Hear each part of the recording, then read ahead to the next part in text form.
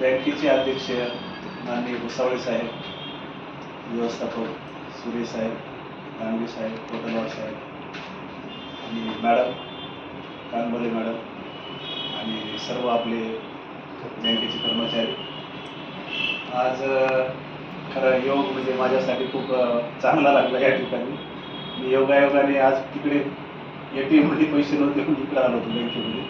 सरांना फोन केला आणि म्हटलं चला आज जाऊया बँकेमध्ये. आणि मग सरांची थोडी चर्चा झाली आमची आणि सर नव्हते त्याच्यामध्ये त्यांचा विषय काढला, पण सर म्हणजे कोणतरी गेले.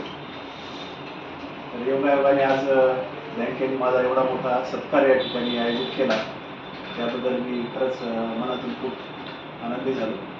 आणि मला नेहमीच अभिमान वाटत आलेला आहे की आपल्या बहुजन समाजातल्या एका चांगल्या इन्स्टिट्यूटची या ठिकाणी भरभराट होत आहे आणि लोकांना अभिमान वाटतो आहे.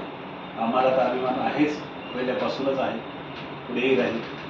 पण जनतेला एक आदर्श अशा प्रकारची सेवा, आदर्श अशा प्रकारची वित्तीय संस्था आपल्या माध्यमातून या ठिकाणी उभी राहिली, याबद्दल सुद्धा आपलं खूप खूप अभिनंदन करतो आणि आपल्या पुढील वाटचालीसाठी खूप खूप शुभेच्छा देतो. अशाच प्रकारची भरभराट उत्तरोत्तर आपली होत राहो. अनेक शाखा या माध्यमातून आपल्या महाराष्ट्रावर जाळत त्याचं पसरो आणि खूप खूप आपल्या माध्यमातून समाजाचं, आपल्या देशाचं, आपल्या राज्याचं, आपल्या गावाचं नाव मोठं हो. आणि तथागत भगवान बुद्ध, महात्मा फुले, बाबासाहेब यांचं जो स्वप्न होतं की शासनकर्ती जमात किंवा शासक वर्ग आमचा माणूस झाला पाहिजे, अशा प्रकारचं जे उदात्त अशा प्रकारचं स्वप्न होतं. बाबासाहेबांनी सांगितलं की धार्मिक, आर्थिक आणि सांस्कृतिक जोपर्यंत आम्ही या क्षेत्रामध्ये प्रबल होत नाही, तोपर्यंत आमचा उत्थान किंवा आमचा उद्धार होऊ शकत नाही.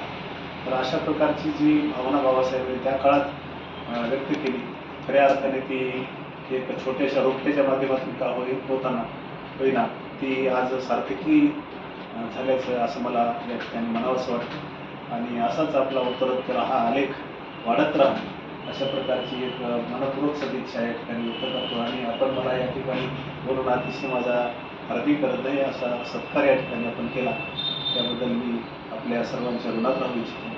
आणि एवढं बोलून माझी परिषद संपली.